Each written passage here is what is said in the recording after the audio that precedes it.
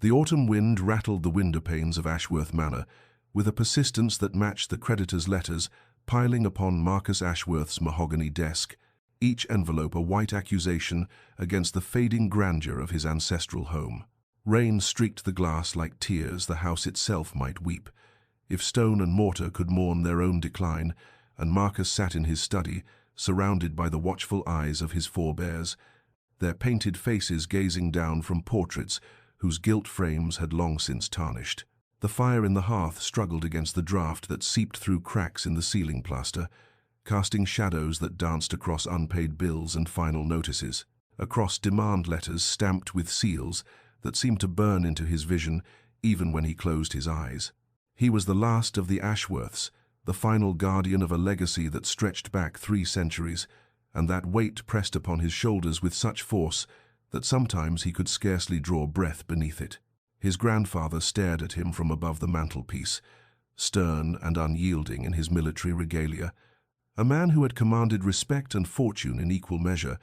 who had never known the particular shame of watching creditors circle like carrion birds over the corpse of family pride. Marcus lifted another envelope, knowing before he opened it what words awaited him inside, what polite threats wrapped in formal language would demand payment he could not provide. The estate was crumbling, not in the dramatic collapse of earthquake or fire, but in the slow dissolution of neglect and poverty, tiles sliding from the roof to shatter in the courtyard below, walls weeping with damp that left brown stains like spreading disease, gardens gone wild and woolly, where once his mother had walked among carefully tended roses. He remembered her there, remembered her laughter, remembered when this house had felt alive rather than like a mausoleum to better days, and the memory was a knife that twisted in his chest. Outside, the oaks that lined the drive swayed in the October gale, their leaves torn away and scattered, and Marcus thought with bitter irony that they at least would grow new leaves come spring, while the Ashworth fortunes had no such season of renewal awaiting them. Tomorrow his solicitor would arrive with what the man had called, in his careful letter, a proposal that may interest you, and Marcus knew with the weary certainty of desperation exactly what sort of proposal might save a gentleman too proud to work and too poor to maintain his birthright. He poured himself another measure of brandy, one of the last bottles from his father's cellar, and watched the amber liquid catch the firelight, wondering if his ancestors would forgive him for what he suspected he was about to do, or if their painted eyes would judge him as harshly as he already judged himself. Mr. Pemberton arrived precisely at 11 o'clock, his black coat spotted with rain, his leather case clutched against his chest as though it contained secrets too valuable to trust to the weather, and Marcus received him in the drawing-room rather than his study, unable to bear another hour surrounded by those accusing letters and the silent judgment of ancestral portraits. The solicitor was a thin man with careful eyes that had witnessed too many gentlemen's falls from grace to show surprise at another, and he settled into the worn velvet chair with the practiced efficiency of one who had delivered difficult news in fine houses across England. "Mr. Ashworth," he began, extracting documents from his case with movements that seemed almost rehearsed, "I have been approached by Mr. Thomas Hartwell, a gentleman of considerable means who has built his fortune in textiles and shipping, regarding a matter of mutual benefit." Marcus felt something cold settle in his stomach, though he kept his expression carefully neutral,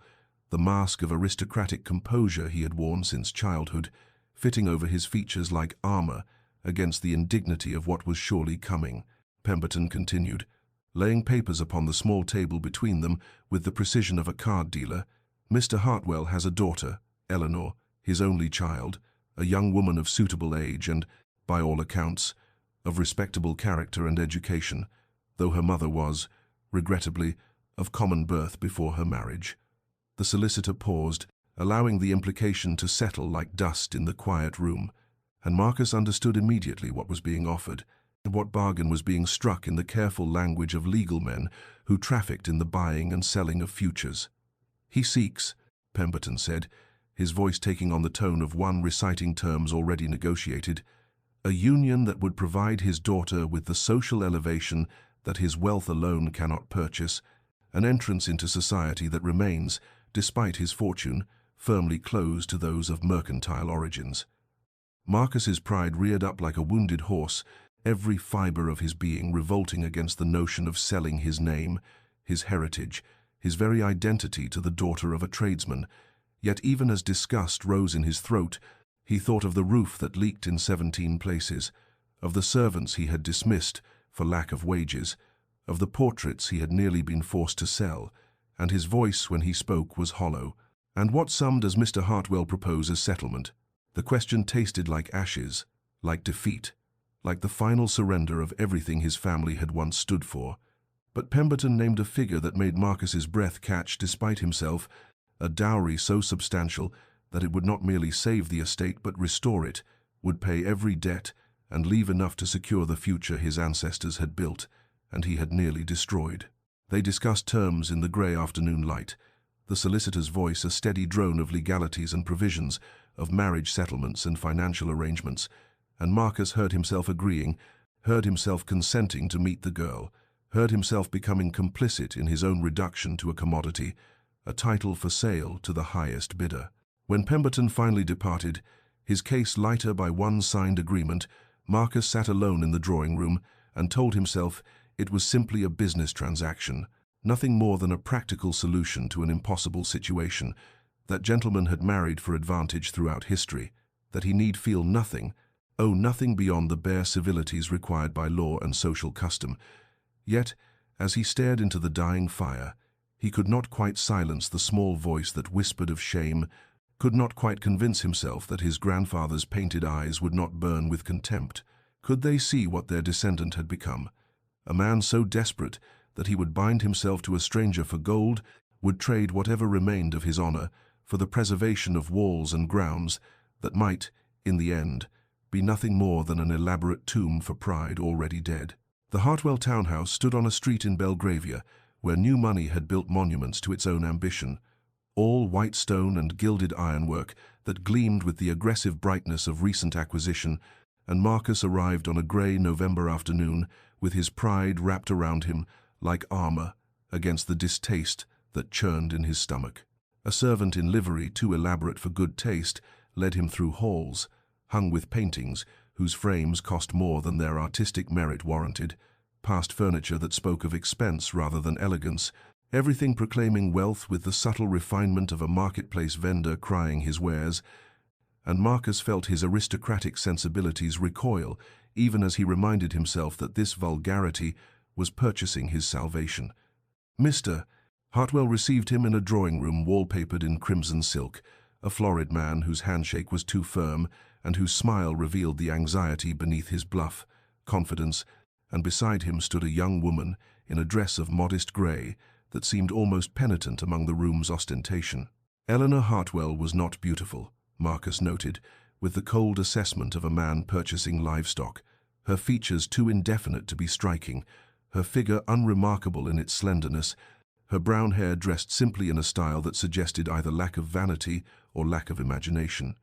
And when she curtsied, her eyes remained fixed upon the carpet, as though she feared what judgment she might see in his face. He bowed with the mechanical precision of good breeding, murmured the expected pleasantries, and watched as her father pushed her forward, like a merchant displaying goods, saw how her hands trembled slightly as she gestured toward a chair, how her voice when she offered tea was barely above a whisper. They sat in that crimson room while her father dominated the conversation with talk of his mills and his ships and his plans for expansion, and Marcus responded with the minimum civility required,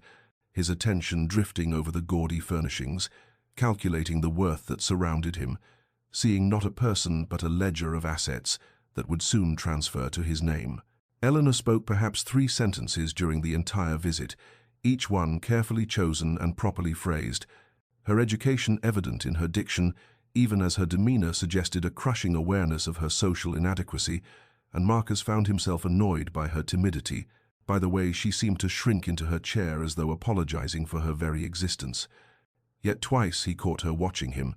her gaze flickering away the instant his eyes moved toward her, and in those brief glimpses he saw something that unsettled him, a quality of observation that suggested she was reading him as thoroughly as he was cataloguing her worth, that behind those downcast eyes a mind was working, assessing, understanding perhaps more than he wished her to understand. The meeting concluded with arrangements made for the wedding, dates discussed and agreed upon with the same brisk efficiency one might employ in negotiating a business contract, and when Marcus took his leave,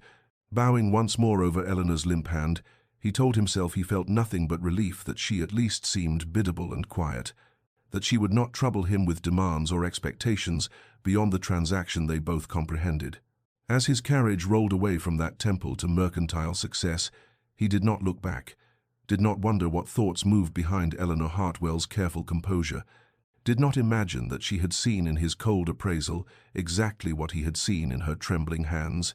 the recognition of two people being traded like commodities in a marketplace where love had no currency and only fortune spoke with authority. The wedding took place on a December morning when frost painted the church windows with patterns that resembled nothing so much as prison bars, and Marcus stood at the altar in his grandfather's dress coat, altered to fit his narrower shoulders, watching the assembled guests with the detached observation of a man witnessing his own execution. Society had come in force, drawn by curiosity and the promise of spectacle, the pews filled with faces he had known since childhood, faces that wore expressions ranging from pity to barely concealed satisfaction at seeing the proud Ashworth brought so low as to marry a merchant's daughter for her dowry, and he met their gazes with the cold indifference that generations of breeding had perfected, his features arranged in a mask of aristocratic composure that revealed nothing of the shame that burned beneath his skin. When Eleanor appeared at the church door on her father's arm, she was dressed in white silk that must have cost a fortune, the gown's elaborate construction speaking of the finest modistes in London, yet somehow the magnificence of the dress only emphasized her plainness, made her seem even more insignificant against its grandeur, a small, pale figure drowning in expensive fabric and her father's ambitions. She walked down the aisle with measured steps, her eyes fixed upon some point beyond Marcus's shoulder, and he watched her approach with the clinical interest of a man appraising property, noting the tremor in her hands that clutched her bouquet too tightly, the unnatural pallor of her cheeks that no amount of powder could warm, the way her breath came shallow and quick beneath the tight bodice of her gown. They stood together before the vicar, two strangers bound by legal documents and financial necessity, and when the ancient words of the ceremony began, Marcus heard them as though from a great distance, his responses automatic and emotionless, the phrases he had heard at countless weddings transformed into something hollow and transactional when applied to his own union. Eleanor's voice when she spoke her vows was barely audible, each word forced through lips that seemed frozen, and Marcus did not look at her, kept his gaze fixed upon the stained glass window behind the vicar's head, unable or unwilling to meet the eyes of the woman he was binding himself to for the remainder of his days. The exchange of rings was performed with the mechanical precision of signing contracts, his fingers cold and steady as he slipped the gold band onto her trembling hand, and when the vicar pronounced them husband and wife, Marcus felt nothing except a distant relief that the performance was nearly concluded, that soon he could retreat behind the formalities of the wedding breakfast and then escape entirely to the solitude he had already determined would characterize their married life. The reception was held in the Hartwell townhouse, that monument to mercantile success, and Marcus moved through the crowd with practiced grace, accepting congratulations with words that meant nothing, watching as Eleanor sat pale and silent beside him at the head table, and around them the whispers circulated like poison. Society's judgment delivered in murmurs behind fans and gloved hands, speculation about how much the merchant had paid for his daughter's elevation, how long the proud Ashworth would tolerate his bought bride, whether the marriage would even be consummated or merely exist as a legal fiction to transfer wealth from one ledger to another. When the interminable celebration finally concluded, and Marcus handed Eleanor into the carriage that would take them to Ashworth Estate, he sat as far from her as the confined space allowed, and in the silence of that journey, broken only by the sound of horses' hooves on frozen roads, neither spoke, each lost in private contemplation of the bargain they had struck, the life sentence they had accepted. And Marcus told himself he felt nothing but satisfaction that the transaction was complete, that his debts would soon be settled, that he need never again face the humiliation of creditors at his door, though somewhere beneath the careful architecture of his self-deception,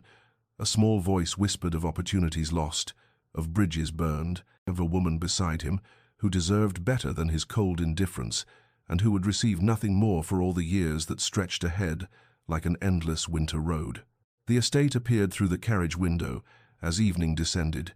its stone facade rising from the winter landscape like a monument to faded glory. The manor house itself still possessing the austere beauty of its Georgian lines, despite the evident decay that showed in crumbling stonework and windows where broken panes had been inexpertly repaired, and Eleanor pressed her gloved hand against the cold glass, studying her new home with an expression Marcus could not read and did not try to interpret. He had said nothing during the final hour of their journey, his silence a wall between them as solid as any constructed of brick and mortar, and when the carriage halted before the entrance, where a handful of servants waited in the gathering darkness, he descended without offering his hand to assist her, leaving her to navigate the steps alone while he strode ahead to issue curt instructions to the housekeeper, a stern woman named Mrs. Blackwood, whose lined face registered no emotion at the sight of her new mistress. Eleanor followed him into the great hall, where portraits of his ancestors gazed down from smoke-darkened walls, their painted eyes seeming to judge this merchant's daughter who dared enter their domain, and she stood small and lost in her travelling dress, while Marcus spoke with cold efficiency about household arrangements, his words establishing the architecture of their separation with the precision of a barrister drafting terms of imprisonment. "Your rooms are in the east wing," he said without looking at her directly, gesturing toward a corridor that led away from the hall. "Mrs. Blackwood will show you the way and explain the household routines. My own quarters are in the west wing, and I trust we shall each respect the other's privacy. Meals can be taken separately, unless circumstances require our joint presence, and should you need anything you may communicate your requirements through the housekeeper." Eleanor listened to this recitation of boundaries, with her hands clasped before her, her face pale in the lamplight, and when he finished, she said only, "Thank you," her voice steady despite the tremor Marcus thought he detected beneath the surface, and then she turned to follow Mrs. Blackwood up the wide staircase, her steps careful and measured, her back straight with a dignity that was either courage or pride, or perhaps simply the numbness of someone who had expected nothing better than this cold reception. Marcus watched her ascend until she disappeared around the landing, then retreated to his study, where he poured himself brandy and stood before the fire, telling himself he felt only relief that the awkward necessities of the day were concluded,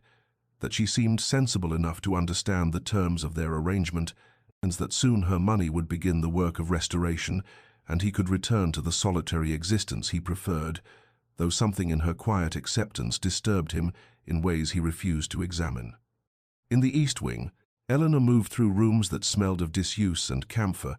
touching the furniture that had been hastily uncovered for her arrival, fine pieces worn by time and neglect, running her fingers over the window-sills, where dust still gathered despite the servants' preparations. And when Mrs. Blackwood finally left her alone, she crossed to the window that overlooked the gardens, or what had once been gardens, now overgrown and wild in the winter darkness, bare branches tangled against the sky like supplicating arms. She stood there for a long time, her reflection ghostly in the glass, studying the shadows of this place that would be her prison or her home, depending upon choices not yet made. And as she looked out at the abandoned beauty of grounds that spoke of care once given and then withdrawn, she began to understand something of the man who had married her with such cold necessity, the depth of isolation that must have preceded his fall, the pride that kept him locked behind walls even as those walls crumbled around him, and instead of the anger or despair she might have felt, Eleanor experienced a strange settling of purpose, as though in this faded grandeur she had found something that called to her in ways her father's garish townhouse never had, something worth preserving, worth coaxing back to life, worth the patience that this strange marriage would require. The weeks that followed their marriage established a pattern of careful avoidance, two people sharing a house yet living such separate existences that they might have been strangers, occupying adjacent buildings, and Marcus threw himself into the work of restoration with an intensity that bordered on obsession, in meeting with architects and contractors, reviewing estimates and plans, watching as Eleanor's dowry began the slow process of reversing decades of decay, and he told himself his satisfaction came purely from seeing his ancestral home returned to its former glory, not from any desire to prove himself worthy of the fortune that had purchased his name. Eleanor, for her part, moved through the estate like a ghost, quiet and unobtrusive, spending her mornings in the library where she had discovered shelves of books that no one had touched in years, dust-covered volumes of philosophy and poetry and natural history that she read with evident pleasure. Her slim figure curled in the window seat, with afternoon light falling across the pages, and in the hours after luncheon she walked the grounds regardless of weather, exploring the overgrown gardens and neglected pathways, sometimes standing for long periods before particular features, as though committing them to memory, or perhaps imagining what they might become with proper care. The servants observed this strange marriage with the keen interest of those whose lives depended upon understanding the moods and requirements of their employers, and in the kitchen and servants' hall they whispered about the master, who barely acknowledged his wife's existence, who arranged his schedule to avoid encountering her, who took his meals in his study or the small breakfast room, while she dined alone in the formal dining room, and about the mistress who never complained of this treatment, who spoke to them with a courtesy they had not experienced in years, who seemed to genuinely care about their welfare in ways that puzzled them after so long serving a master consumed by his own troubles. Mrs. Blackwood reported to Marcus that his wife required very little, made no demands for new furnishings or fashionable refurbishments, seemed content with the simple routine she had established, and Marcus received this information with a curt nod that suggested approval while refusing to acknowledge any curiosity about Eleanor's activities or state of mind. And when the housekeeper mentioned that the new Mrs. Ashworth had inquired about the history of the estate and seemed particularly interested in hearing stories about his mother, he felt an uncomfortable tightening in his chest that he refused to examine, dismissing the topic and returning his attention to the papers scattered across his desk. At night, lying awake in his chambers in the West Wing, Marcus sometimes heard faint sounds from the distant East Wing, footsteps or the closing of a door, reminders that he was no longer alone in this house, and he told himself he felt nothing about Eleanor's presence except gratitude, that she understood the terms of their arrangement, that she did not press for the companionship or affection he had no intention of providing, and that she seemed as content with their separate existences as he professed to be. Though occasionally in those dark hours before sleep, he wondered what she thought about in her solitary rooms, whether she regretted the bargain her father had struck, whether she felt the weight of this silent house as he did, and then he would push such thoughts away, reminding himself that their marriage was a transaction completed, a problem solved,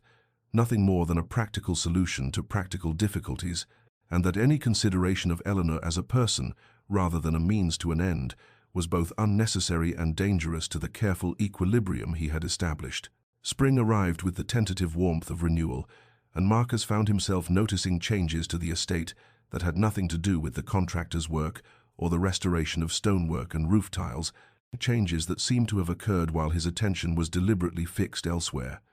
And the first thing that caught his awareness was the garden on the south terrace, in the very garden his mother had loved before her death 15 years prior, a space that had since become a wilderness of tangled roses and choked pathways. And walking past it one morning, on his way to meet with the estate manager, Marcus stopped abruptly when he saw that someone had been working there, clearing the weeds, pruning the overgrown bushes, revealing the original design that he had thought lost forever to neglect and time. He stood there longer than he intended, studying the careful work that had exposed the old stone borders and the fountain at the center, now cleaned and somehow made functional again, the water trickling from the mouth of the weathered dolphin his mother had always loved, and he knew without asking that Eleanor had done this, and that she had spent hours in the cold earth bringing back to life something he had allowed to die, and the knowledge stirred something uncomfortable in his chest that felt almost like gratitude, but also like guilt for reasons he could not name. Days later, entering the library in search of a particular volume on estate management, Marcus noticed that the room had been transformed, not with new furnishings or elaborate changes, but with a reorganization so thoughtful and intelligent that he stood amazed at the improvement. Books previously scattered without system now arranged by subject and author, damaged volumes set aside for repair, a comfortable reading area established near the best light, and when he found the book he sought, he discovered that Eleanor had created a catalogue, written in her neat, precise hand, that made the collection accessible in ways it had never been, during his own haphazard stewardship of his family's library. He found himself running his fingers over her handwriting, noting the intelligence in her organizational choices, The way she had grouped philosophy with related texts created cross-references for volumes that touched on multiple subjects, and he realized with a start that she must have spent weeks on this task, working quietly while he avoided her, bringing order to chaos without ever seeking acknowledgement or thanks. The servants, too, seemed different, their manner less harried and fearful than it had been before Eleanor's arrival, and Marcus overheard Mrs. Blackwood speaking with unusual warmth about the new mistress, who asked after the health of the housekeeper's sister in Manchester, who had arranged for the elderly groundskeeper to receive proper medical attention for his rheumatism, who remembered the names of all the staff and spoke to them as though they were people rather than merely servants. And hearing this, Marcus felt ashamed of his own long neglect of those who had served his family faithfully through years of decline. But it was the music that finally penetrated the walls he had constructed around himself, the piano in the music room that had stood silent since his mother's death. And one evening, as he walked past that closed door, he heard the most achingly beautiful melody, played with a skill and sensitivity that stopped him in his tracks, and he stood in the darkened corridor listening to Eleanor play, knowing she believed herself alone and unheard, and the music she created was full of such melancholy beauty that Marcus felt something break open inside him, some sealed chamber of emotion he had locked away, when he decided that feeling anything was too dangerous in a life defined by duty and survival. He returned night after night to stand outside that door, drawn by the haunting melodies she drew from the instrument his mother had loved, and sometimes he found himself leaning against the wall with his eyes closed, letting the music wash over him, feeling things he had no name for. And once, when Eleanor played a piece his mother had often performed, tears came unbidden to his eyes, and he had to turn away, shaken by the force of grief he thought he had mastered years ago, and by something else too, a dawning awareness that the woman he had married as a transaction, the woman he had barely looked at and deliberately ignored, was transforming his house, and perhaps, though he resisted the thought, transforming him as well, in ways he was only beginning to comprehend. The storm arrived on a May evening with the sudden violence of spring tempests, thunder rolling across the countryside like artillery fire and rain, lashing the windows with such force that the old glass panes rattled in their frames, and Marcus had sought refuge in the library, the one room in the house where he felt most himself, intending to review the latest accounts from the estate manager, and perhaps lose himself in the familiar comfort of numbers and practical concerns. But when he entered, he found Eleanor already there, curled in the window seat with a book in her hands, so absorbed in her reading that she did not hear him enter, and his first instinct was to withdraw, to maintain the careful distance they had preserved for months. But something made him hesitate, perhaps the way the lamplight fell across her face, revealing an expression of such intense concentration, or perhaps simply that the storm outside made the prospect of returning to his cold study less appealing than usual, and so he moved quietly to the shelves, selecting a volume at random, settling into one of the wingback chairs near the fireplace, where a servant had laid a fire against the evening's chill. They remained thus for some time, two people alone together yet separate, the only sounds the crackle of burning wood and the fury of rain against glass, until Eleanor shifted slightly, and Marcus glanced up to see what she was reading, and recognition jolted through him when he recognized the worn leather binding of Schopenhauer's essays, the very volume he himself had been reading just days before. And before he could stop himself, he spoke, his voice rough from disuse in her presence, asking what she thought of Schopenhauer's arguments about suffering and will, and Eleanor looked up with startled eyes, clearly surprised to find she was not alone, a faint color rising in her cheeks as she considered his question with visible seriousness, before answering in her quiet, measured voice that she found the philosopher's pessimism both compelling and troubling, that while she understood his reasoning about the nature of desire and dissatisfaction, she could not fully accept his conclusion that life was essentially suffering. And Marcus found himself leaning forward, engaged despite himself, arguing that Schopenhauer's observations about human nature were accurate even if his conclusions were bleak. And Eleanor responded with a counter-argument that showed she had not merely read the text, but had thought deeply about it. And suddenly they were in the midst of a genuine conversation,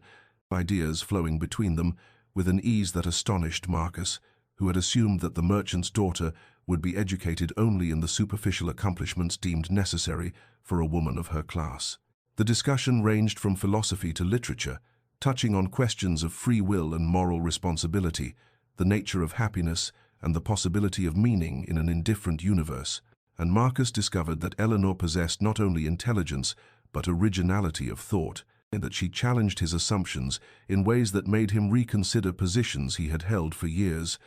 And more than once he found himself laughing at some particularly clever observation she made, at the sound strange to his own ears after so long. And he noticed that when she became animated in defense of some idea, her whole face transformed, her eyes bright with passion, her hands gesturing to emphasize her points, and he wondered how he had ever thought her plain, how he had looked at her on their wedding day and seen nothing but a means to an end. Hours passed unmarked, the storm continuing its assault outside, while inside, the library grew warm and close, filled with the energy of minds meeting as equals. And when at last Eleanor glanced toward the window and remarked with surprise that it had grown quite late, Marcus felt a curious reluctance to see the evening end, this unexpected communion that had emerged from chance and weather. And as they rose and bid each other good night with a formality that seemed suddenly absurd after the intimacy of their conversation, Marcus found himself unsettled in ways he could not name, as though some carefully constructed wall had developed a crack, and walking back to his chambers through the dark corridors of the sleeping house,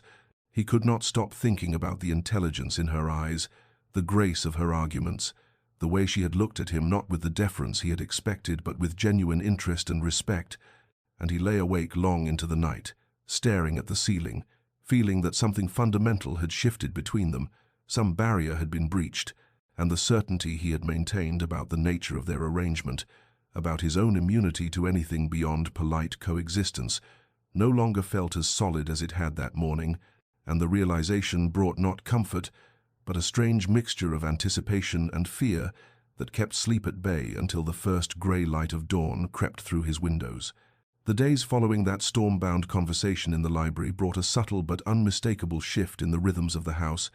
and Marcus found himself making choices he would have considered unthinkable mere weeks before, beginning with the simple decision to take breakfast in the morning room rather than his study, a change that meant encountering Eleanor at the start of each day. And though their first shared mornings were marked by awkward silences and overly formal pleasantries, gradually something easier emerged between them, a companionability that allowed for comfortable quiet as well as conversation, and he discovered that she read the newspaper with genuine interest, that she had opinions on matters of politics and economy that were surprisingly well informed, and more than once he found himself asking her view on some issue troubling the estate, and her responses were thoughtful and practical in ways that made him value her counsel. He began to invite her to walk the grounds with him, ostensibly to show her the progress of various repairs and improvements her dowry had made possible, but truly because he found himself wanting her company, wanting to share with her the history of every folly and fountain, every ancient oak and crumbling wall. And as they walked together through the late spring sunshine, he told her stories he had not spoken aloud in years, tales of his childhood racing through these same gardens, of his mother's love for the roses now blooming again thanks to Eleanor's patient restoration,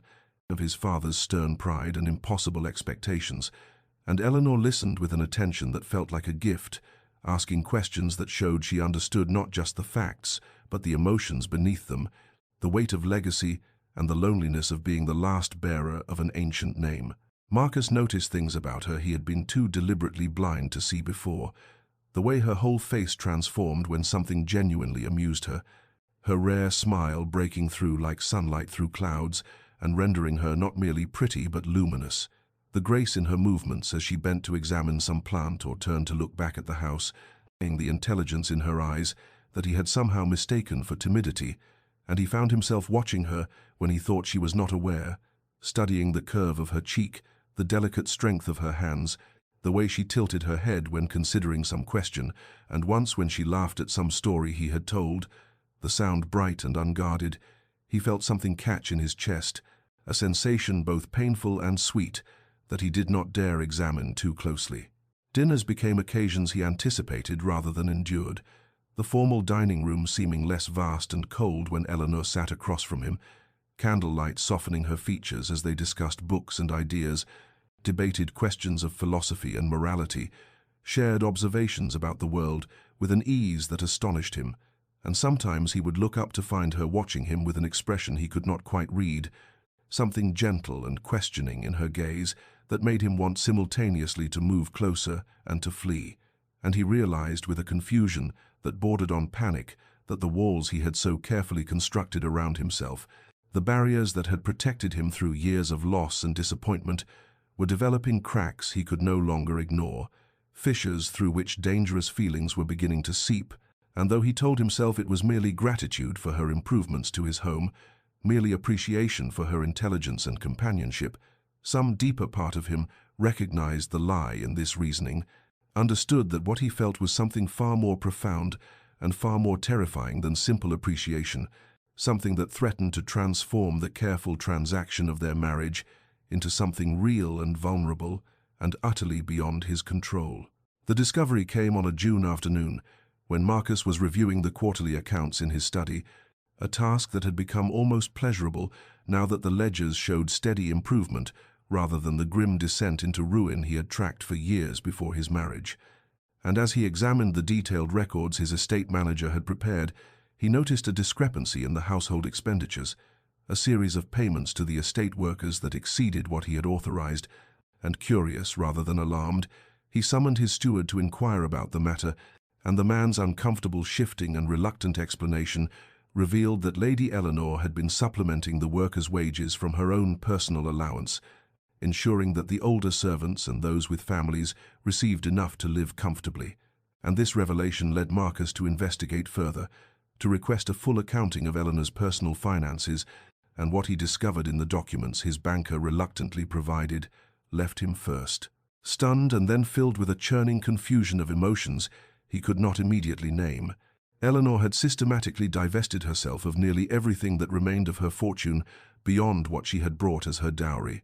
transferring substantial sums to charitable institutions for the care of orphans and the indigent, establishing pensions for her father's former employees who had been let go when the merchant business was sold, funding schools for the education of working-class girls, and keeping for herself only the smallest allowance, barely enough to maintain the modest wardrobe she wore and purchase the occasional book. And Marcus sat in his study with these documents spread before him, his hands trembling slightly as he tried to comprehend what she had done and why, and the questions burned through him with an intensity that demanded immediate answers. And so he went to find her, his footsteps quick and hard against the marble floors, and he discovered her in the morning room where she sat, writing letters in the afternoon light, and she looked up at his entrance with a smile that faltered when she saw his expression, the papers he held clutched in his hand. He asked her, his voice tight with an emotion he could not control, if the accounts were accurate, if she had truly given away nearly everything, and Eleanor set down her pen with hands that remained remarkably steady, and confirmed that yes, she had disposed of her remaining wealth as she saw fit. And when he demanded to know why she would do such a thing without consulting him, without even informing him of her intentions, she looked at him with eyes that held both sadness and a quiet strength that he had come to recognize as quintessentially hers, and she said in that measured voice that had once seemed timid, but now struck him as containing depths of courage he had never possessed, that she had been married for her money, and having provided what was needed to save his estate, she saw no reason to maintain the source of their arrangement, that she would rather have nothing and know that any regard between them was genuine than spend her life wondering if she was valued only for her fortune. Marcus stared at her, the words landing like blows, and he asked with a harshness born of fear and confusion how she could make such a decision, how she could rob herself of security and independence, and Eleanor met his gaze without flinching, and replied that she had bought her freedom, that wealth had bound her to a marriage of convenience, and by divesting herself of it, she had removed the chains from both of them, that he was free now to regard her as a person rather than a transaction, or to regard her not at all if that was his preference. And the calm dignity with which she spoke these devastating words,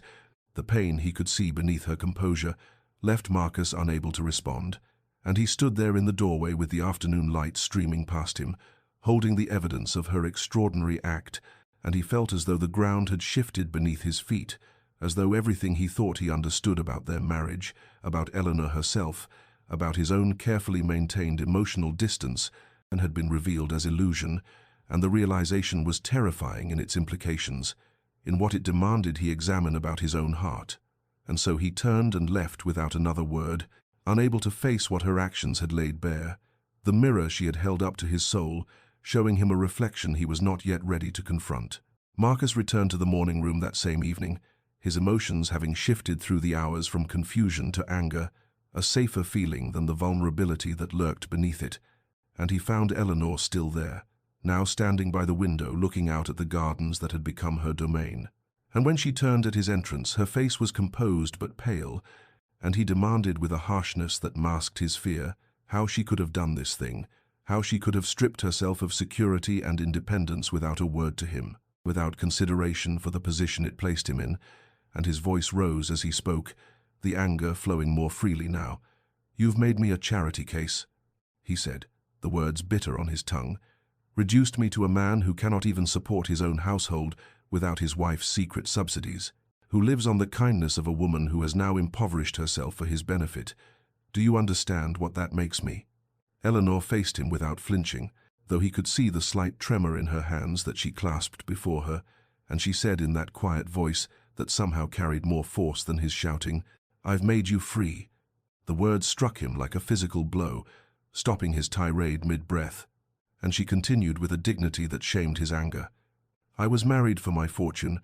Lord Ashworth, we both know this truth, however uncomfortable it may be to speak aloud, and I chose to provide what was needed to save your estate, because that was the bargain we made, but I saw no reason to maintain beyond that the source of our arrangement, to spend my life wondering if every kindness you showed me, every conversation we shared, every moment of companionship was simply the price you paid for my money." Her voice remained steady, but he could hear the pain beneath the calm, could see it in the way she held herself so carefully erect, as though she might shatter if she allowed herself to bend. "I would rather have nothing," she said, "and know that any regard between us is genuine, than live in comfort and perpetual doubt, wondering always if I am valued or merely tolerated as the necessary cost of my fortune. And so I have freed us both from that uncertainty. You need no longer feel obligated to include me in your life out of gratitude for my wealth, and I need no longer wonder if your attention is purchased." Marcus stared at her, the righteous anger draining from him and leaving behind something far worse, a devastation that settled into his bones as her words penetrated his defenses, and he said with less force, "You had no right to make such a decision without consulting me." But even as he spoke, he heard the weakness in the argument, and Eleanor's slight sad smile told him she heard it too. "The money was mine to dispose of as I wished," she replied. "That was insured in our marriage contract. You had the dowry you needed. What remained was mine alone, and I have chosen to use it in ways that bring me peace rather than doubt. I have funded education for girls who would otherwise have none, provided for those who served my father faithfully and were cast aside when his business was sold, supported institutions that care for those who have no one else, and in doing so I have purchased something far more valuable than security. I have purchased the possibility of truth between us." She paused, and when she spoke again, her voice was softer, but somehow more devastating. "If you wish me to leave, Lord Ashworth, I will go. I have enough remaining to live modestly somewhere quiet, and you will have your estate restored and your freedom to seek a wife who brings you more than I have. But if I am to stay, let it be because you wish it, not because you feel bound by gratitude or obligation." Marcus stood frozen, unable to form words, unable to process the enormity of what she had done and what it revealed about his own heart, about the careful lies he had been telling himself. And when he finally spoke, his voice came out rough and uncertain. "You should have told me," he said, but it was not an accusation now,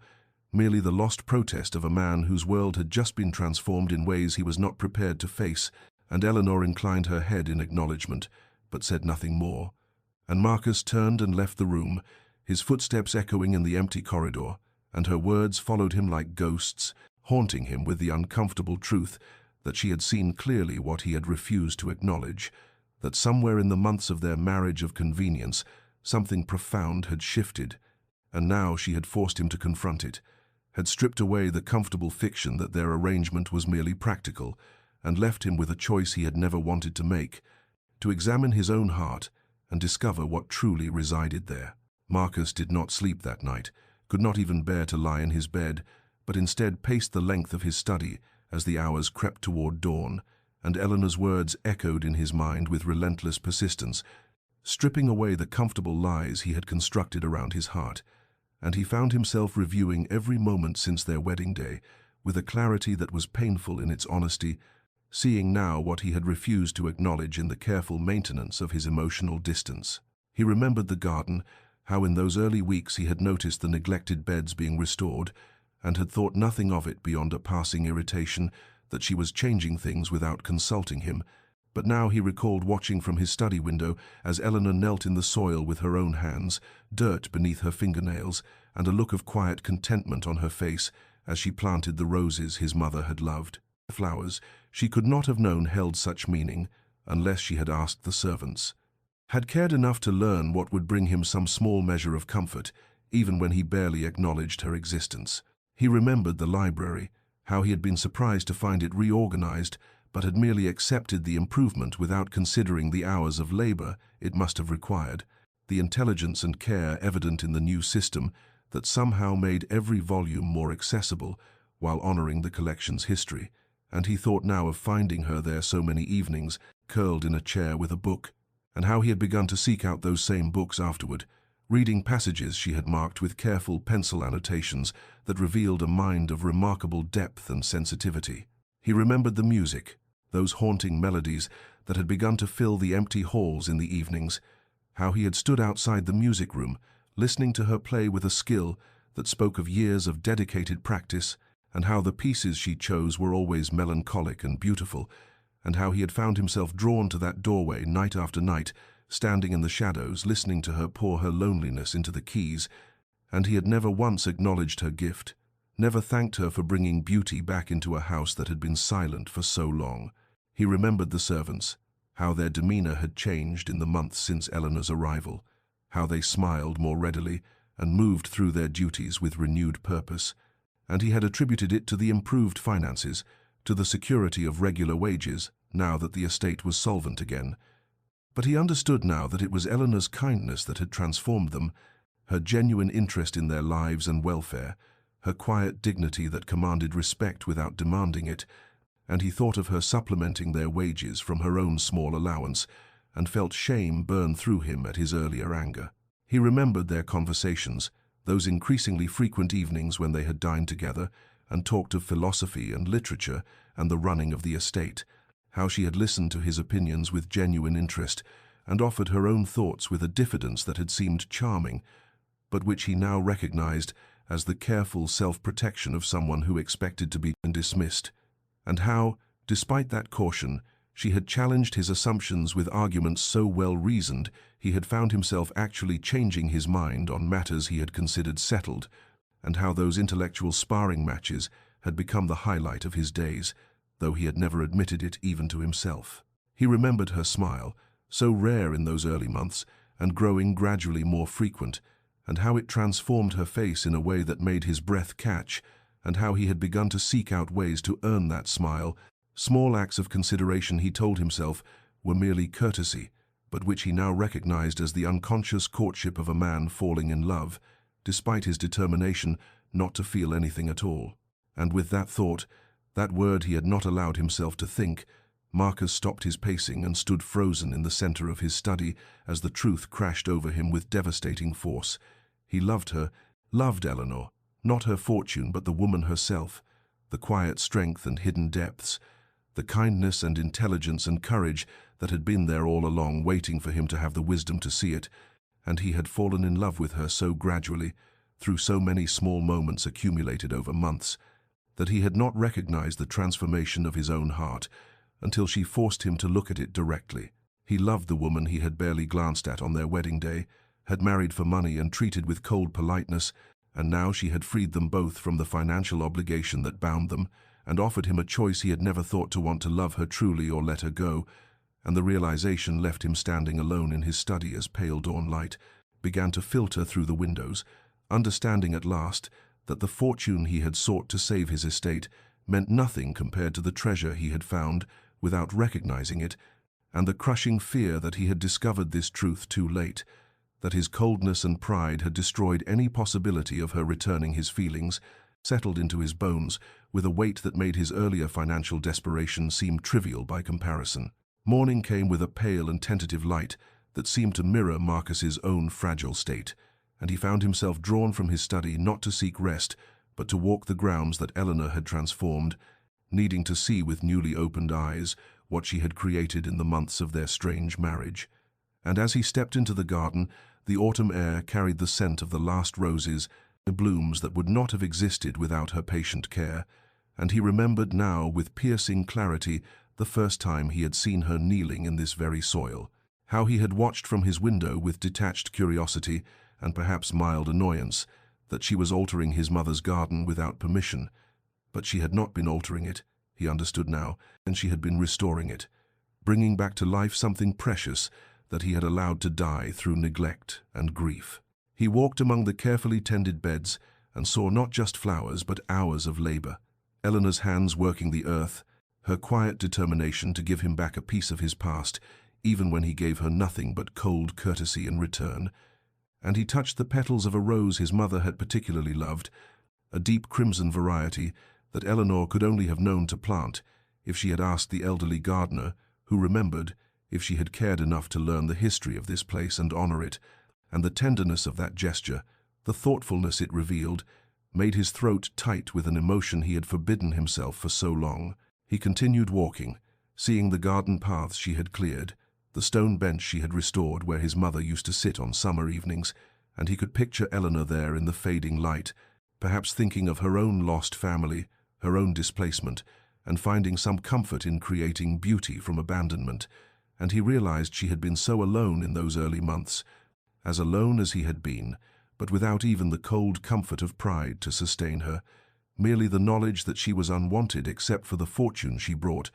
And yet she had met that loneliness not with bitterness, but with grace, had poured her isolation into acts of quiet restoration that asked nothing in return. He left the garden and walked to the library, letting himself into the familiar room where he had spent so many hours, and he saw it now as Eleanor had arranged it. The volumes organized with an intelligence that spoke of true understanding, not merely alphabetical order, but thoughtful categorization that revealed which books spoke to one another, which authors belonged in conversation. And he pulled down a volume at random and found her penciled notes in the margins, questions and observations that showed she had read deeply and thought carefully, and he remembered their conversations about these very books, how she had challenged his interpretations with arguments so well constructed he had been forced to reconsider positions he had held for years,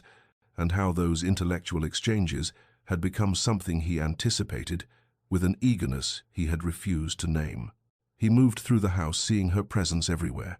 in the way the morning room now caught the light through curtains she had replaced, in the fresh flowers that appeared regularly in the hall, and in the small acts of care that had made this cold monument into something approaching a home again.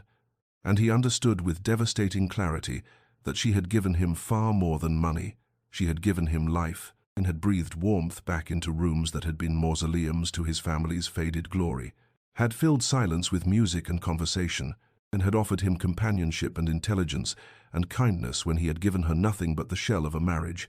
And the weight of that gift, the generosity of it, settled into his chest like a physical ache. He returned to his study and stood before the portrait of his mother, seeing in her painted face a gentleness he had forgotten, and he thought she would have loved Eleanor. He would have recognized in her the strength that wore no armor, the courage that needed no loud proclamation,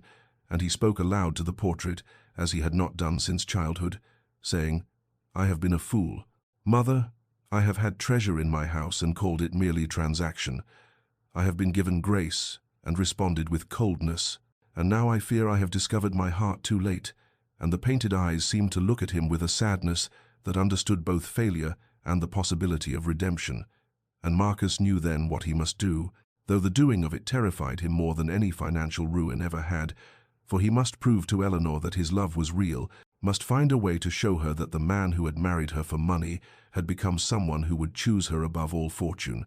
And the question that haunted him as morning strengthened into day was simply this: how does one demonstrate love to a woman who has every reason to believe herself valued only for what she can provide?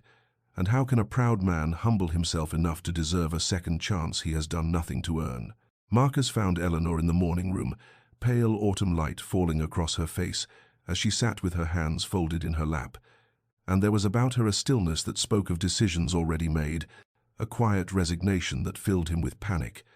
And when he entered, she looked up with eyes that held wariness where once there had been tentative hope, and he understood that his anger the previous evening had done damage that could not be easily undone, had confirmed for her what she had perhaps always suspected, that she was valued only for what she could provide, and now that she had removed that value, she expected to be discarded. He approached with uncertain steps, this man who had always moved through the world with aristocratic confidence, and found himself fumbling for words that had never come easily to him, words of feeling rather than transaction, and what emerged was awkward and insufficient. "Eleanor, we must speak of what transpired yesterday," he began, and she inclined her head with a formality that cut him, and he continued, "I spoke in anger, and I regret the harshness of my words," but even as he said it, he knew it was not enough, was merely the shell of an apology without the substance she deserved, and he saw her fingers tighten almost imperceptibly in her lap. She responded with the quiet dignity that had become her armor. "You had every right to be angry, my lord. I acted without consulting you in matters that concerned the estate, and I understand if you feel I have overstepped." And the distance in her voice, the return to formal address after months of using his given name, told him how thoroughly she had retreated behind her defenses,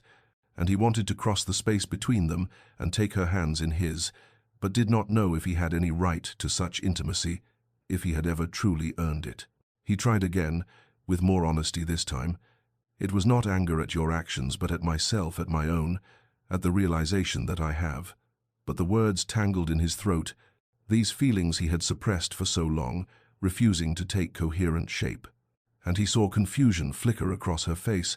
perhaps the faintest spark of something that might have been hope, and he pressed forward clumsily. "You have given me far more than I ever gave you, and I have been ungrateful, and I wish." But wish for what? He did not know how to say, did not know how to bridge the chasm his pride had created.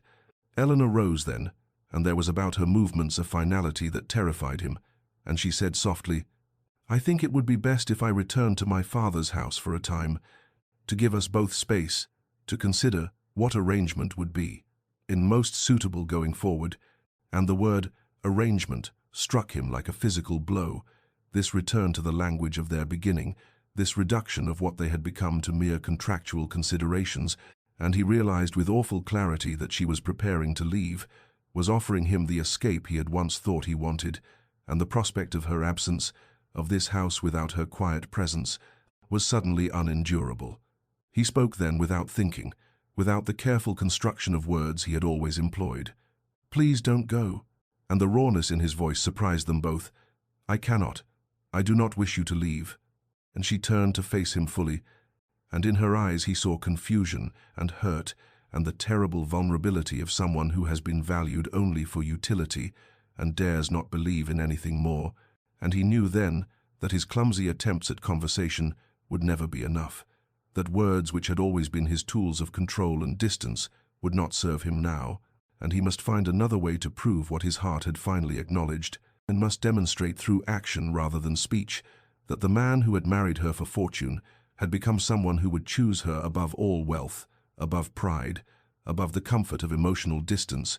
but standing before her in the pale morning light, seeing her prepared to walk away from a marriage that had been transaction, but had somehow, despite his resistance, become the foundation of something real, he felt the full weight of his own inadequacy, his years of careful emotional control leaving him utterly unprepared for the simple, terrifying act of offering his heart to someone who had every reason to refuse it. Marcus spent the remainder of that day in his study, not attempting further conversation, but instead engaged in correspondence that cost him more than any financial transaction ever had, writing first to his solicitor with instructions that must have seemed incomprehensible to that practical man, then to Eleanor's father, with words that required him to strip away every vestige of pride he had spent a lifetime cultivating, and finally drafting a document that represented the complete inversion of everything their marriage had been founded upon. And as the afternoon light faded and his hand cramped from writing, He looked at what he had created and felt the terror of a man standing at the edge of an abyss, with no certainty of what lay below, only the knowledge that remaining where he stood was no longer possible. The following morning he requested Eleanor's presence in the library, that room which had witnessed their first real conversation and which seemed somehow appropriate for what he must now do.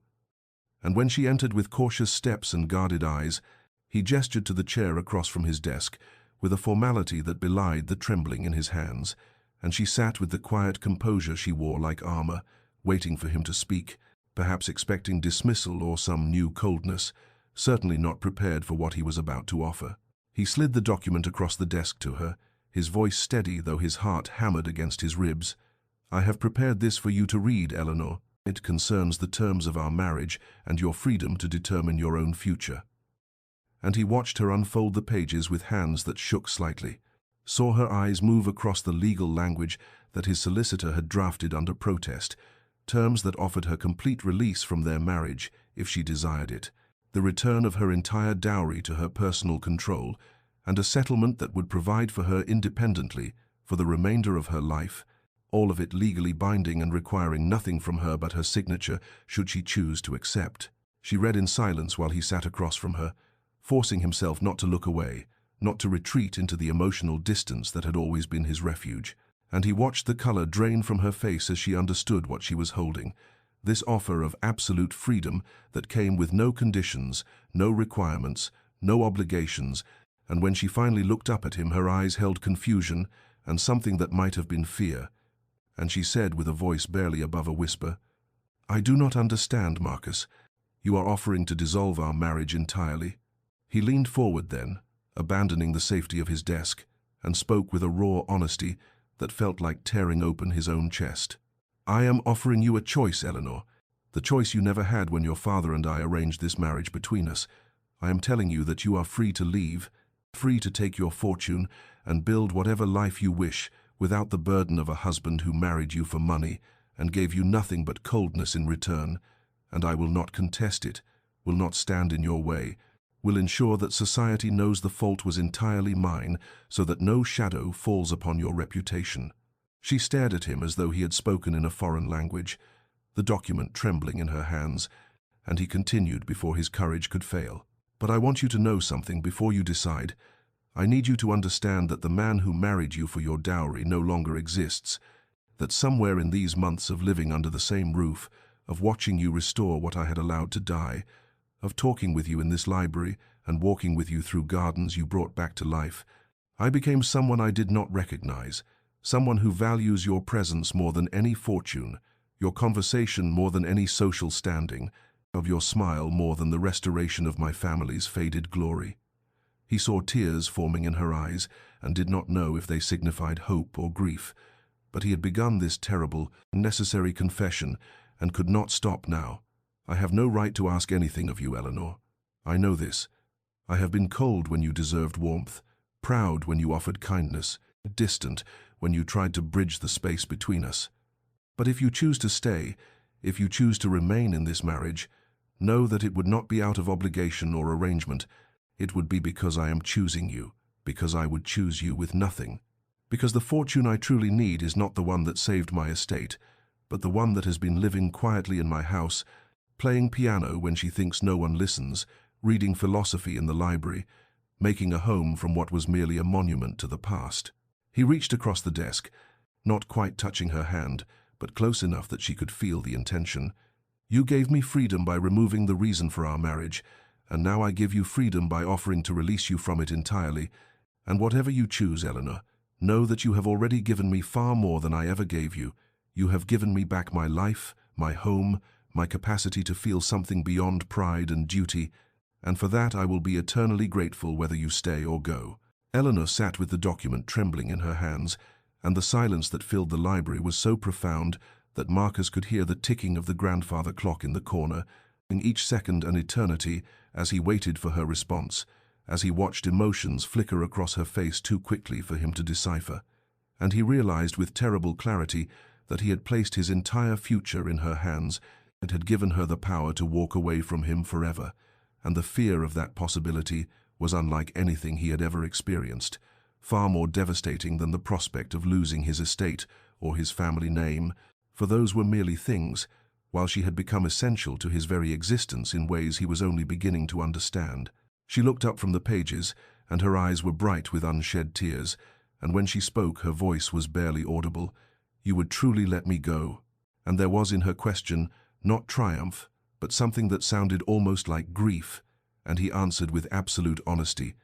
"I would, though it would destroy me, because keeping you bound to a marriage you entered unwillingly would destroy me more slowly, but just as surely, and I love you too much to trap you in a cage of obligation and legal contracts." The word love hung between them, spoken aloud for the first time, and he saw her breath catch, saw her fingers tighten on the document until the paper crumpled slightly, and she asked in a whisper that shook, "You love me?" And he nodded, unable to speak for a moment, then found his voice again. "I love you, Eleanor. I love your kindness and your intelligence, your quiet strength, and the way you see beauty where I saw only decay. I love the gardens you restored and the music you play, and the way you speak to the servants as though they matter. I love who I am becoming because of you, and I am terrified that I have realized this too late, that my coldness and pride have already driven you too far away." She set the document down on the desk with deliberate care, and Marcus felt his heart sink, certain she was preparing her departure, preparing to exercise the freedom he had given her. But then she rose from her chair and moved around the desk, and when she stood before him, there was in her eyes something he had never seen directed at him before, something that looked remarkably like love returned, and she asked with a trembling voice, "And if I choose to stay?" And the question hung in the air between them, weighted with possibility, with the chance for something neither of them had dared to hope for when they spoke their vows in that cold ceremony months ago. His breath caught in his throat, and he stood from his chair, standing before her close enough now that he could see the tears beginning to spill down her cheeks, could see the hope and fear warring in her expression, and he answered with a voice that broke on the words, "Then I would count myself the most fortunate man alive, Eleanor, not because of any dowry or fortune, but because you specifically, chose to remain with me, despite having every reason to leave, despite my failures and my coldness and my inability to see what was before me, until you made me see it." She reached out then, her hand finding his, and the touch was electric, more intimate than any contact they had shared in all their months of marriage, and she said softly, "I choose to stay, Marcus, not as your obligation but as your choice, because somewhere in these quiet months I fell in love with you too, with the man beneath the pride, the one who walks his ancestral grounds with such reverence, who speaks of philosophy with passion, and who has been so alone for so long that he forgot how to let anyone close. And I want to stay. I want to build something real with you, something that has nothing to do with arrangements or dowries or social climbing, and everything to do with two people who found each other in the most unlikely of circumstances." He pulled her into his arms then. This embraced the first true one of their marriage, and held her as though she might vanish if he loosened his grip, and against her hair he whispered, Thank you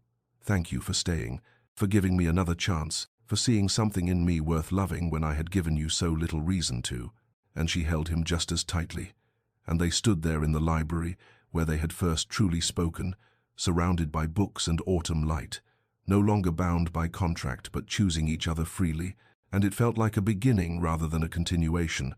like the first genuine moment of a marriage that had started as transaction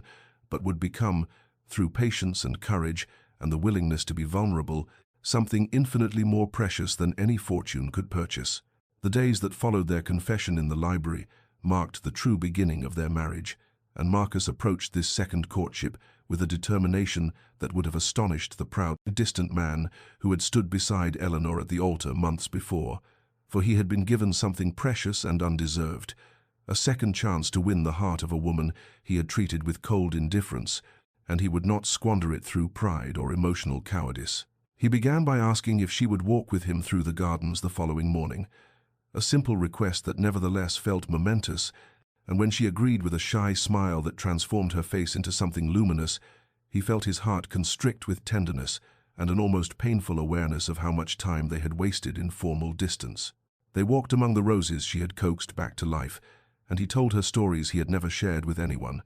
memories of his mother tending these very same flowers, and of his father's quiet disappointment when Marcus had chosen books over horses, of the loneliness of inheriting an estate that felt more like a mausoleum than a home, and Eleanor listened with those perceptive eyes that saw past his words to the vulnerable boy still hiding beneath the aristocratic facade, and she shared her own stories in return, tales of a childhood spent in her father's counting houses, feeling neither quite merchant class nor accepted by the society her father's wealth might purchase, of books read in secret, because young ladies were not supposed to concern themselves with philosophy, of dreams she had tucked away because they seemed impossible for someone of her station. They spent hours in conversation now, in the library and the gardens and the music room where she played while he sat and listened with open appreciation, no longer pretending he was elsewhere, no longer hiding his presence outside the door, and he asked her to teach him the pieces she loved most, and though his fingers were clumsy on the keys, she guided them with patience and laughter that filled the old house with warmth it had not known in decades. He brought her small gifts, nothing extravagant but chosen with care, a first edition of a philosophy text she had mentioned admiring, wildflowers gathered from the meadow beyond the formal gardens, a shawl in deep blue because he had noticed her shivering one evening, and she received each offering with a pleasure that seemed disproportionate to their modest value, and he understood that she treasured them precisely because they represented thought and attention rather than purchased obligation. One afternoon in the library, surrounded by the books that had witnessed both their first real conversation and their confession of love, Marcus reached for Eleanor's hand with a tenderness that still felt new and slightly frightening in its vulnerability, and she turned to him with a question in her eyes, and he drew her closer, asking with his gaze for permission. She granted with the slightest nod, and he kissed her for the first time as a man kissing the woman he loved, rather than a husband performing martial duty, and the kiss was gentle and unhurried, tasting of tea and promises, and when they parted, Eleanor's eyes were bright with tears and wonder, and Marcus rested his forehead against hers and whispered, "I am learning to love you properly, Eleanor, learning to see you and value you and cherish you as I should have done from the beginning." And she replied with a voice thick with emotion, "And I am learning that the proud nobleman I married was hiding a man of unexpected gentleness, and I love both versions of you, the one you show the world and the one you are brave enough to show me." They began dining together every evening, not out of obligation but genuine desire for each other's company, and the servants who had once whispered about the strange coldness of the young master and his bride now smiled to see them, laughing over dinner, to hear their voices carrying from the music room, to observe the way Marcus's hand would find Eleanor's as they walked, the way she would look at him with such open affection, and the house itself seemed to respond to this transformation, becoming a home rather than merely an ancestral monument. Months had passed since that transformative moment in the library, and the Ashworth estate had undergone a metamorphosis that went far beyond the physical repairs Eleanor's dowry had funded,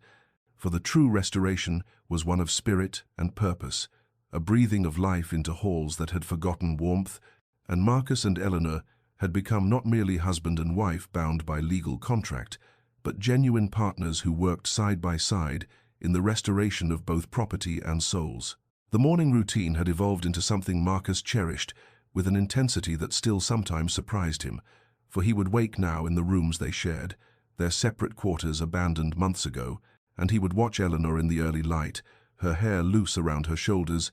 and feel gratitude so profound it was almost painful for the second chance he had been given, for the transformation love had worked upon his proud and isolated heart. They took breakfast together in the small morning room that overlooked the gardens Eleanor had restored to glory,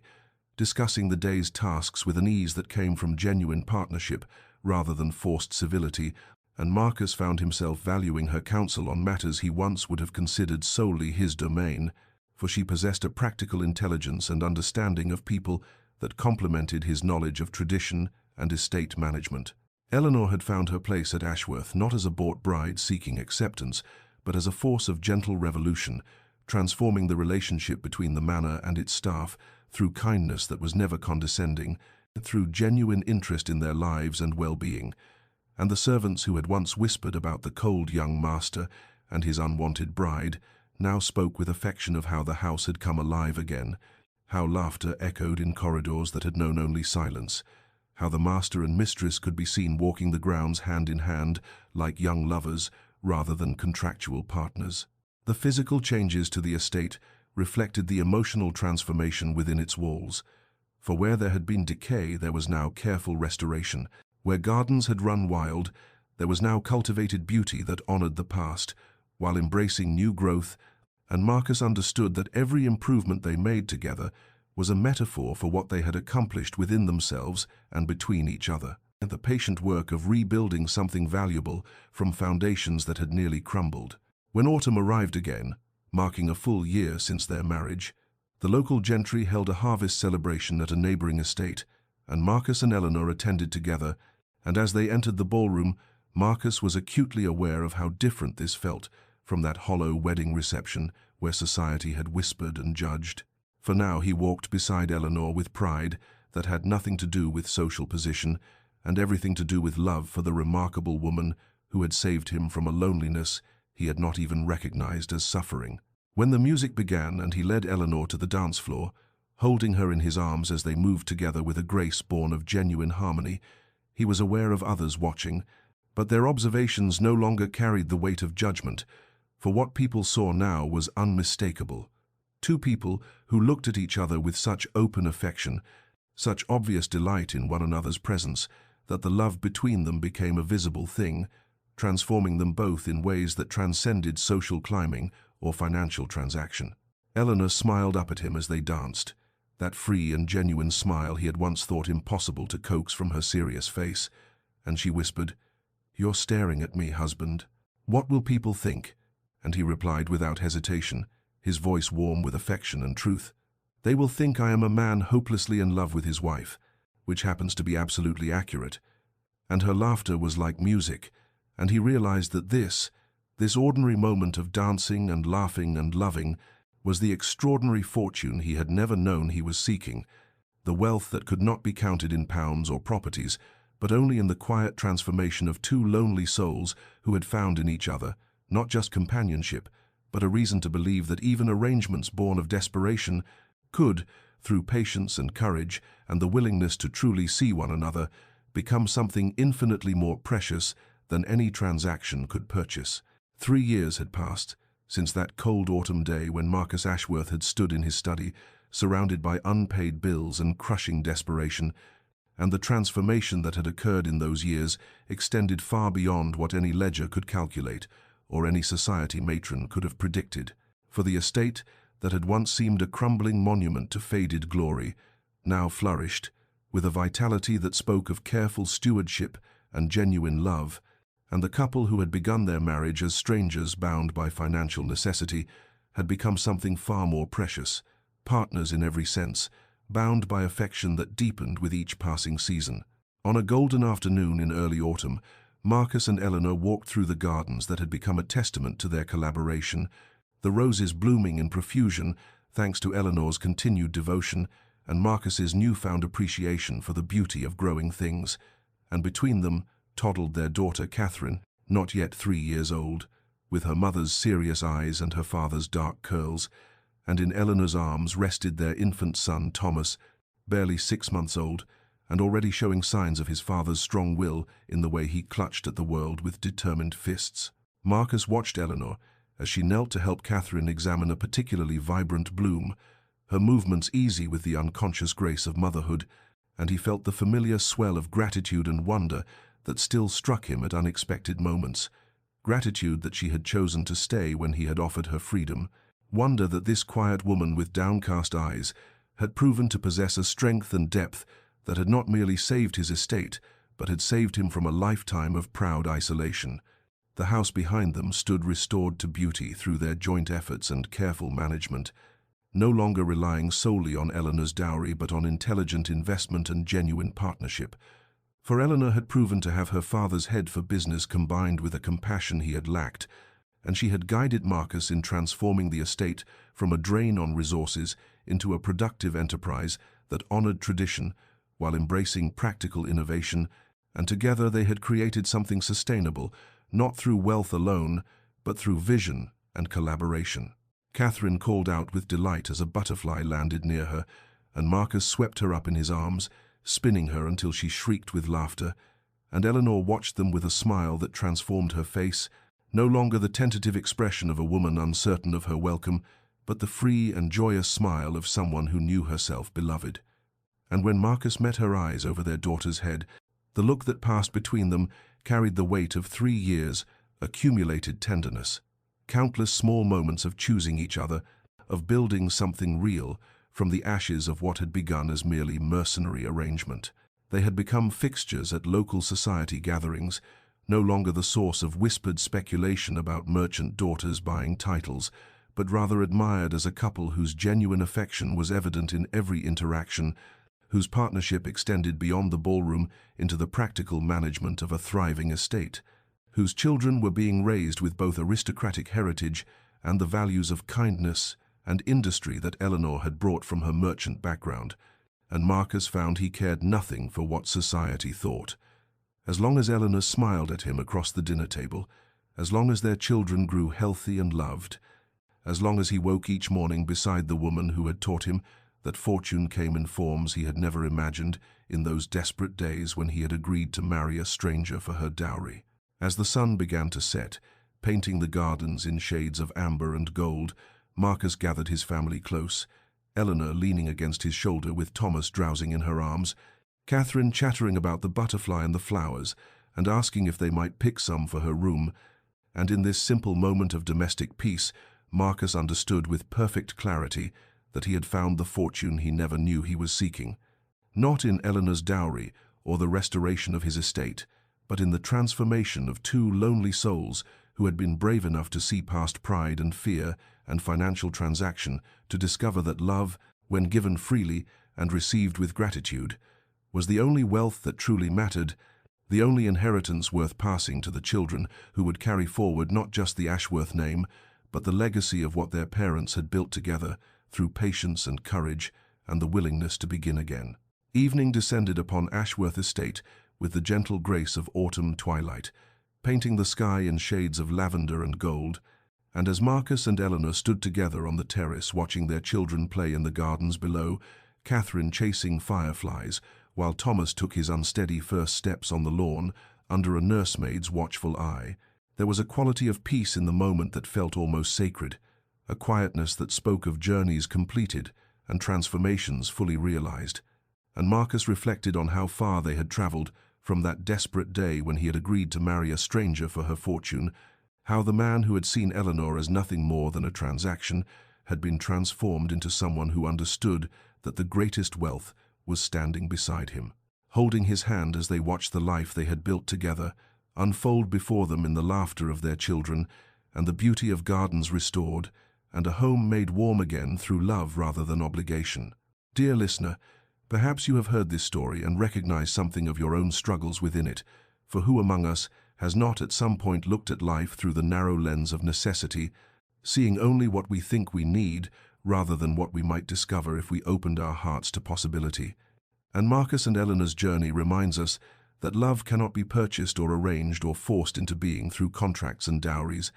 but it can be discovered in the most unexpected places if we are brave enough to look beyond our pride and fear and truly see the person standing before us. The lesson their story teaches is not that arranged marriages lead to happiness, but rather that transformation is always possible when we choose vulnerability over protection, when we risk seeing and being seen, when we understand that real value lies not in wealth or position or social standing, but in the courage to connect with another human soul in all its complexity and beauty.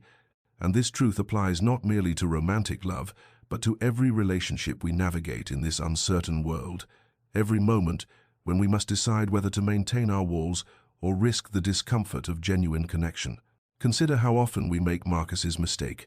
seeing people as functions rather than fully realized beings, as solutions to our problems rather than individuals worthy of our attention and care. And consider, too, how often we are like Eleanor, quietly present in situations where we are not truly valued, hoping that patience and kindness might eventually be recognized, and the courage it takes to demand more, to insist that we be chosen freely rather than accepted reluctantly, to risk losing what little we have in the hope of finding something real. Their story reminds us that pride and fear are the enemies of love, that assumptions blind us to what is before us, that the treasures we seek are often already present, If only we would stop looking past them toward some imagined fortune, and that the willingness to begin again, to admit we were wrong, to choose differently, is never wasted, even when it requires us to sacrifice our carefully constructed defenses and step into the unknown territory of authentic emotion. So as you go about your days, dear listener, encountering people you might dismiss too quickly, facing relationships that seem merely transactional or convenient, remember Marcus and Eleanor. Remember that transformation happens not in grand gestures, but in the accumulation of small moments of genuine seeing, of patient presence, of choosing connection over comfort, and that the fortune you seek might already be present in your life, waiting only for you to recognize its value and claim it with the courage of someone willing to love freely rather than fearfully. May you find the strength to see beyond surfaces to the depths beneath. May you discover in unexpected places the connection your soul has been seeking. May you know the peace that comes from choosing love over pride and vulnerability over protection. And may you rest tonight with the knowledge that you, like Marcus and Eleanor, are capable of transformation, worthy of being chosen, deserving of a love that sees you truly and chooses you freely. And may this story stay with you as a reminder that the greatest fortunes are not counted in coins, but in moments of genuine connection, in gardens restored, in music that fills empty halls, in the quiet miracle of two souls who found each other in the darkness and chose to walk together into light. And if this story has touched your heart, please share it with someone who might need its message. Subscribe to our channel for more stories of transformation and hope. And remember always that love, when given freely, is the only wealth that truly matters, the only inheritance worth leaving, the only fortune worth seeking in this brief and precious life we share.